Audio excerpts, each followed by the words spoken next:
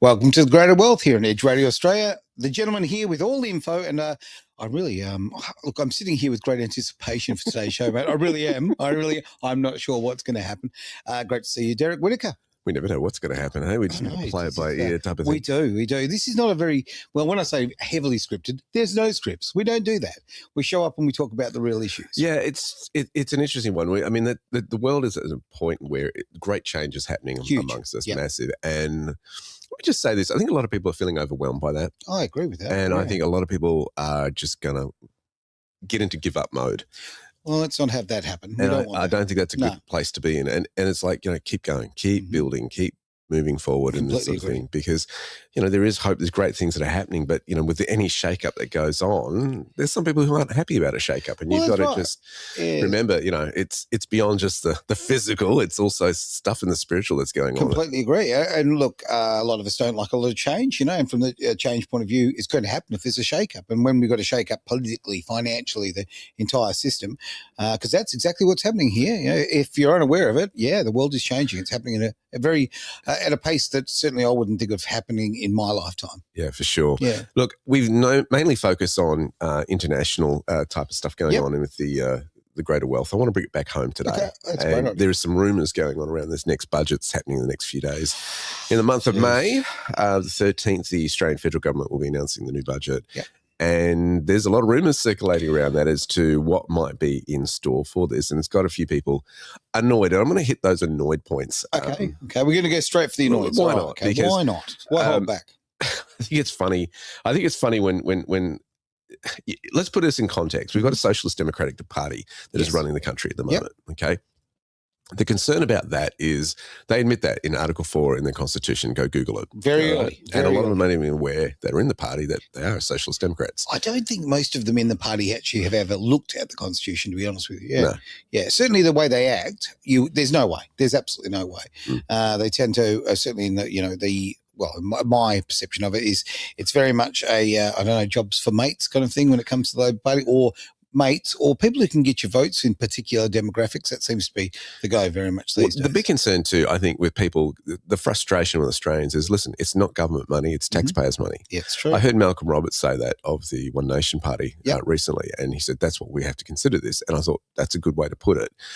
It's not your money to manage. And I think when you realise that you have to manage other people's money, there's a greater responsibility there than if it's just your own. So true. And, I've had to be a treasurer for a not-for-profit organisation at one time, and you get a little bit nervous about this, because you go, you're accountable to other people because you're managing their money, and those who are doing working with the bookkeepers and that sort of stuff, you got to go, look, what is actually going on? Where is the expenditure going? What are they budgeting for? And all this sort of stuff. The problem is, as I think a lot of Australians are frustrated, is they're not seeing their taxpayers' money spent very wisely. No. Like when my politician comes knocking on the door and wants to spend $680,000 on a ditch just across from us. Right. And what do we get for that? We get lawn and a swing and somewhere to sit. $680,000. Whoa! I mean, now I'll you give think them of the this. lack of value there. Yeah, I mean, there was a ditch. They had to fill it in. They put infrastructure. They put in green lawn. Okay, I know that a lot of stuff that you can't see under the surface is there. Sure. But $680,000, I could buy a lot of swings at Bunnings for $680,000. And you're bang on the money. I mean, I remember it's going back a couple of years ago now that it was a long, ridiculous, drawn-out process for effectively a little seat shack that was sitting there in the city of Wanneroo, looking out over the ocean. Beautiful, great to have that there. Now, it worked out. It was going to, I can't remember the figure, but it was about $500,000. It was for 3 people to sit down. Are you kidding me? Right? That is shocking misuse of taxpayer money, and it is taxpayer money. So Senator Roberts is bang on the money there. This is the thing that the bureaucrats and the government need to really remember. And when you see Trump reinstating the fountains from across from the White House in Washington, D.C., and the original budget was going to be $300 million to do that. Wow. And it was going to take 3 years to do. He actually got it down to $3 million and did it in about a week. Hang on. First figure was how much? $300 million. Unbelievable. It hadn't been running for decades. Yeah. So you've got a businessman in the play who goes, that's ridiculous, that budget's way over the mark. And it is. And you can see this is the concern that I have when you've got people who've never run their own business, running the government's business. Okay, in very simple terms, I mean, you look at Albanese. Albanese has never had a real job. He has been in the system for his entire life. The great joke about the fact, I was raised by a single mum in public housing. Well, you've never been out of that public housing. He's always been in that system. And I just think that is, I mean, he's been institutionalised, really. I would argue with Albanese, he actually has run a sort of passive business in that he's a property investor. Oh, well, he certainly is that. Okay. So I would argue that I'll give you the points on that one. But, yeah, it's not like your typical business in terms of, getting out there and running this is my full income type, active income. Sure. Definitely not. And what's interesting is they are going to be targeting, the rumour is that they're going to be targeting property and investors' properties. So the big issue is that they want to reduce capital gains tax. Now, for those who don't know what capital gains tax is, let's say a property makes $100 million. No, it's not $100 million. Let's keep numbers easy. Yeah. $1 million, okay? You hold an investment for 10 years. Yep. It increases its value by $1 million. Okay. In the current circumstances, 50% of that, if it's held over 12 months, is capital gains tax free. So $500,000 is tax free for an individual. On the other $500,000. Correct. And that is dependent on how it's held, the asset, whether it be in a family trust, whether it be in a unit trust, whether it be as an individual, whatever it might be. All of that's coming under scrutiny. They want to reduce the capital gains tax to 30%. And they want to get rid of negative gearing for people. We're talking about that. And they've been playing with this and toying this for a while. Such a long time. Now, the problem with that is, can government manage property well?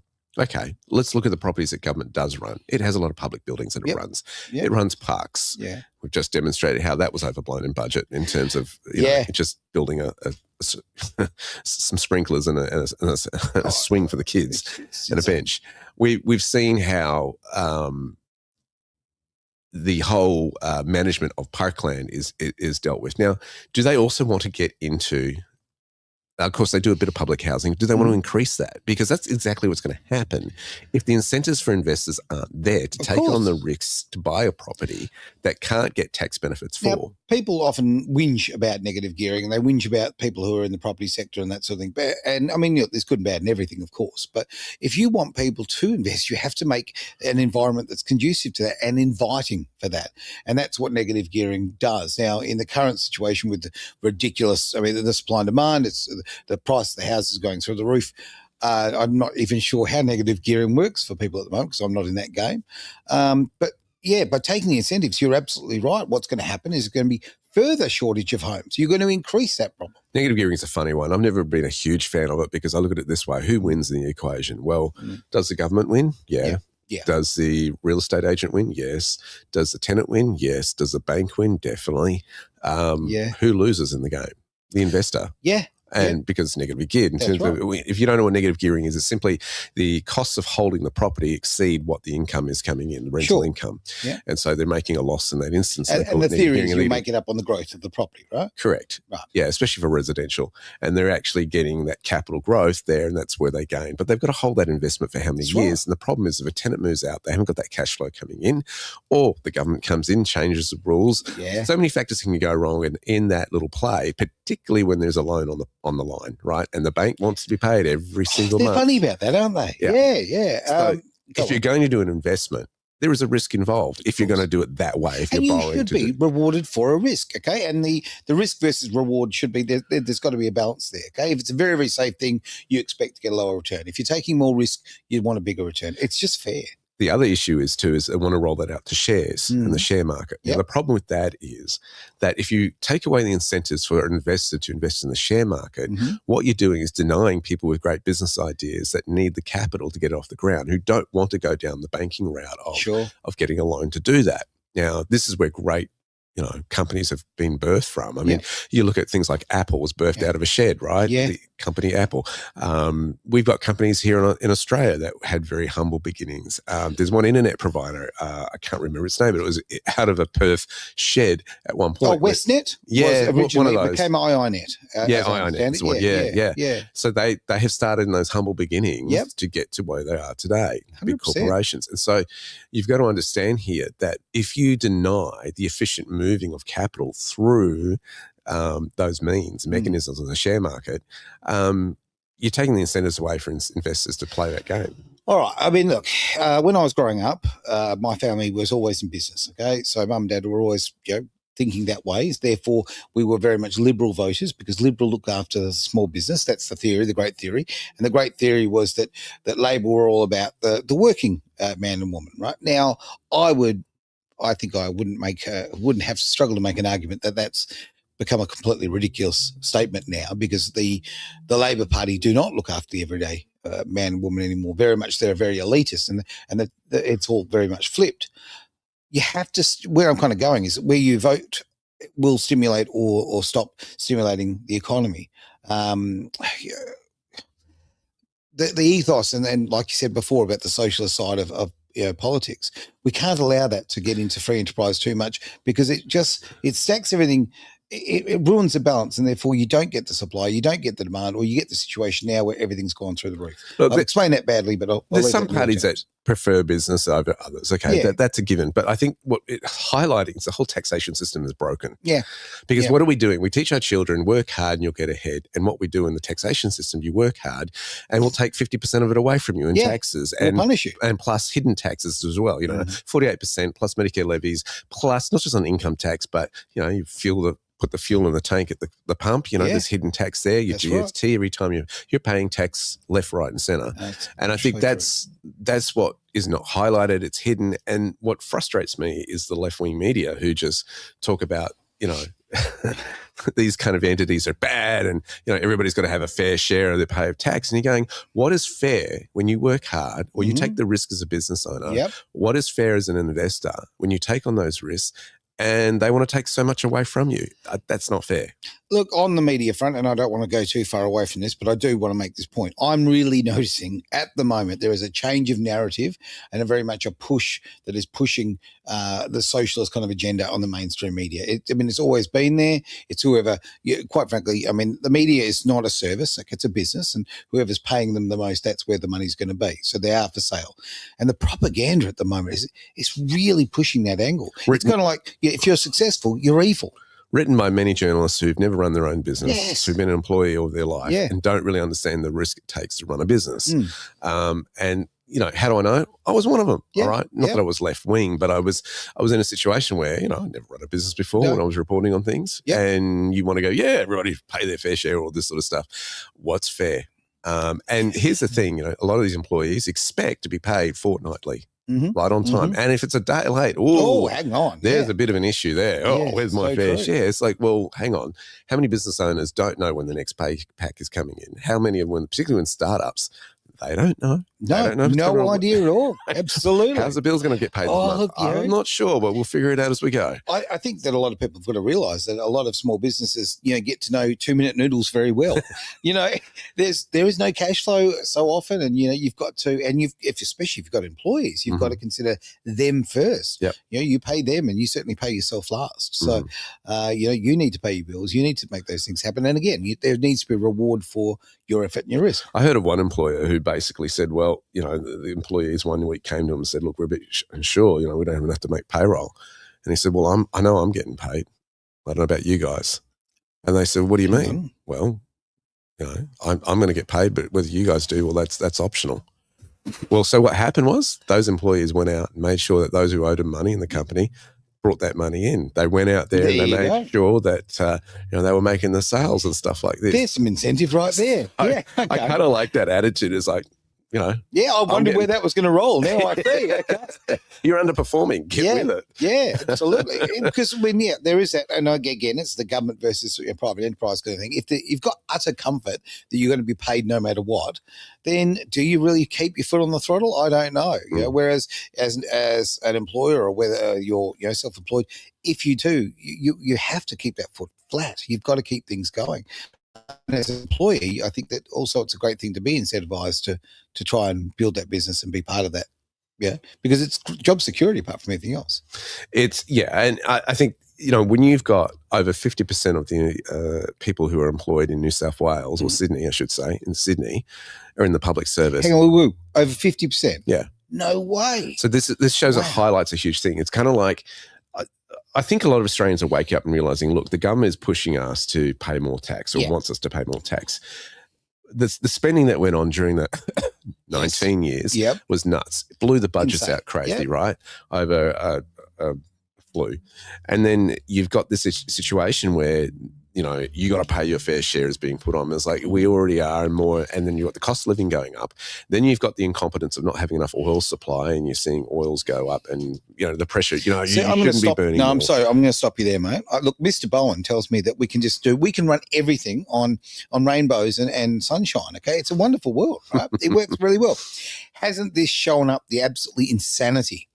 This net zero rubbish. It has. Oh, yeah, it really has. But you're quite right. Exactly that. You know, when you've got your government having to go out there and just grovel to try and get something to keep the economy going because we need the fuel. It's just. And then you see the Prime Minister come out on social media saying we're going to get rid of subscriptions. I don't know if you saw that one. And it was like, missed that. Yeah, everybody's commenting like, what about going and fixing oil prices or something like this? Yeah, subscriptions. Yeah. Can you explain to me what? Oh, he was basically saying we know how hard it is to get out of subscriptions and those annoying subscriptions. Is that right? We're going to make subscriptions illegal. You've got to be kidding me. That was all over Facebook. Right, I've missed it somehow. Lucky me. You really missed it. Yeah, but you're going, please, can we go back to oil? You know, and oil prices and cost of living is going up. He's going, you're getting out of touch. Well, you're moving the shelves, right? You're just trying to basically just keep us occupied on other things and be concerned about other things that aren't the big issue. The big issue right now is, you know what? Without affordable energy, the price of everything goes up. With price going up, we are all struggling. We have got to try and make like effectively less money go further, and it's such a fundamental important thing. When government are trying to distract you away from that, I get very, very concerned. The big concern too is they want to fiddle with family trusts. Yeah. And this is where most people run businesses through those entities, right? They do. And you do that, you're going to start pushing the wealthy offshore once again. They'll just go, fine, forget it. And not necessarily the wealthy as well. I was watching a video recently of a family who ran a business and they didn't consider themselves millionaires by any stretch of the imagination, but they had left the country to a better, fairer tax system because it was just too hard to get ahead in Australia. Interesting you say that. A prominent person who was in the media here in Western Australia, he and I were having a conversation yesterday. He's retired and having a conversation about just this yesterday. He is going, I've had enough. You know, I worked hard, really, really hard. I've put things away, put the money away. I've invested in an intelligent way because I wanted to have a comfortable retirement. And now he's looking at another country. Yeah. Somebody who's very parochial, loves this state, loves this country, is looking elsewhere. And it's crazy because those skills leave the country. Yeah. Those employment opportunities for other families leave the country. When's it going to stop? And I think Australians are starting, hopefully, to start waking up to this and going, this madness has got to stop. This is crazy what's going on. It's going to be interesting what comes out. I am wondering, the silver lining in all of this, I am wondering a couple of things. I am wondering if they're over-announcing these rumours and leaking these rumours out because then they want to pass legislation. Well, if we do this on its cold front face value, we're going to get kickback. Sure. But if we make the rumours sound greater than they are, then it doesn't sound so bad when we try to get what we want out through legislation. You wonder if that's the play here. I think you're pretty damn right there. I think that's exactly what the play is. And I think that when you've also got, as I say, a very compliant media who's softening up, it is to stop that great revolt when that budget's returned. The things that I'm hearing when you're talking about the family trusts, okay, when you're talking about all the different mechanisms, the negative gearing, all of those, the investment strategies, this is what I see. I see the government are coming for your super, they are coming for your kids' inheritance. That's what's happening. And you can flower it up, you can colour it any way you like. They are stealing your children's future. You've already got children who will never own a home unless there's a great transfer of wealth.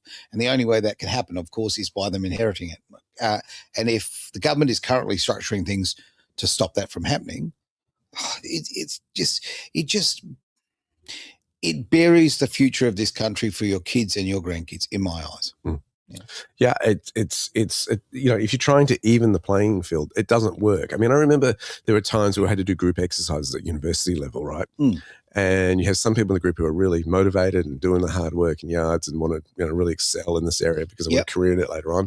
And there are those who are doing it as a casual topic and are coasting in it and don't want to put in the effort. That's right. And they're running on the coattails of those who are putting the hard work. And I think this is the problem, when everybody says, the Prime Minister has been quoted as saying, what is it? I want Australia to be a land of opportunity for the future. And the truth is that young people feel like they're not getting a fair crack at the moment. Not sure if he's talking about a plumber's crack there, or what a fair crack actually is.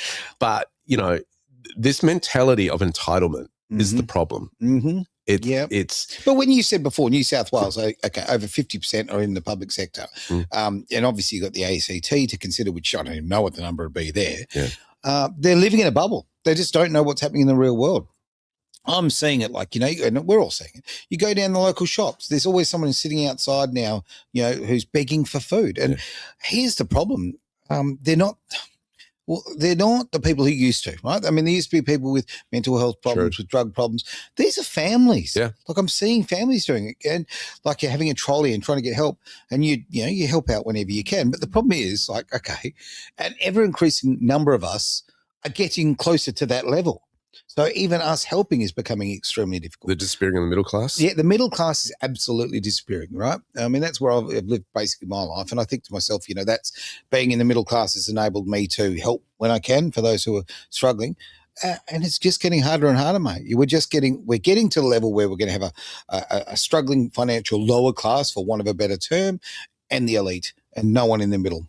And that's why you've got to escape what I call the Babylonian system. The system is designed to keep you down there just over broke. So you don't disrupt the system. You're comfortable enough, but breaking through that to greater wealth is harder for them, because they don't want you to break the system. Just make enough where you're just doing.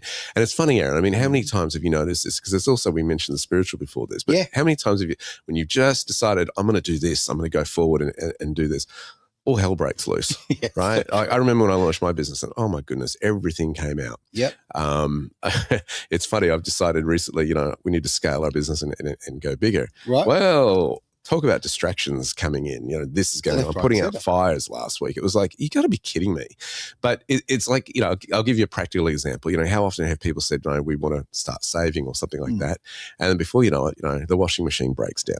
Or the car needs a repair, you know, or something comes up to take that wealth. The universe steps in to say, hang on, not on my watch. An electrical bill that's bigger than they anticipated. You know, that sort of stuff. And I think that's what you've got to realize, what you're contending against. It's not just in the physical, it's in a spiritual element. And I think we've got to come back to the preferred economy, which is a system that saw you not only get ahead just in the Babylon system, it's fractionally, but this was in multiples. It wasn't a situation where you basically just making incremental progress, you can be accelerated. And I think those principles, when you start to learn them, which is something we do teach at Blue Sky Factory, our students, that we want to see our students step into that system.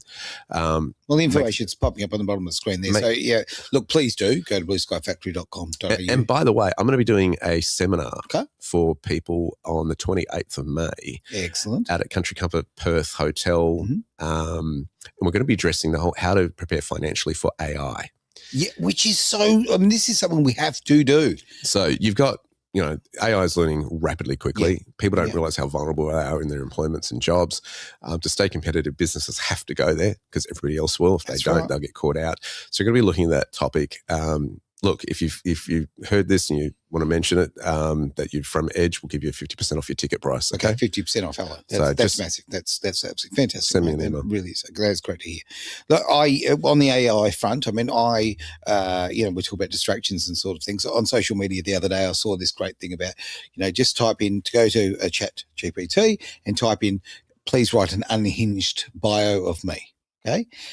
And boom, you hit go. Now, it's a bit of a laugh, it's a bit of fun, but it's also a bit terrifying because, oh my word, how much I know I don't even use that platform particularly. It knows so much about me, it is terrifying. Absolutely.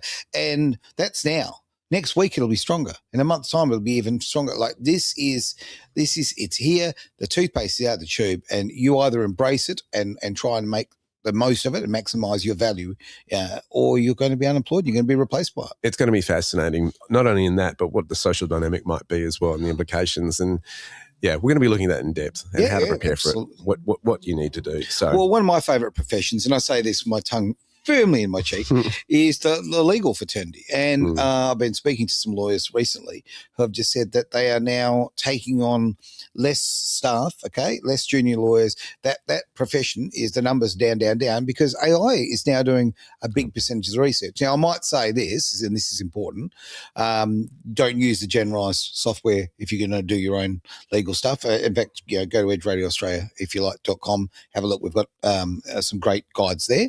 But AI has stepped right into that. So people, so many jobs are going to disappear. It's crazy. A whole Pandora box. I've even heard of situations where people are using AI to cast lawsuits on bigger companies, and just try to tie it up. It's just nuts. So doesn't surprise me at all. Yeah. All right, mate. So what do we do? Well, I think what we got to do is, one, become educationally aware of what's going on. Two, decide whether you're going to play the game or whether you're going to step out of the game and do it differently. Okay. Because the game's not working. The game is not working. And we can all see that. We can all see that the financial system is failing. For those who sort of have been really following, and you look at what's happened over the last few years with the BRICS nations, you look at obviously the petrodollar, you look at all the politics of it, you see what's happening in the world right now and realise it's all about money, okay? Money and power, the great balance of things. And if you can escape from that, maximise it for you and the people you love. I think you've got to really understand too, what is your life purpose? What are you really meant to be doing with it? And that's what we build all this stuff around in terms of education, because so many people aren't doing something they enjoy or like.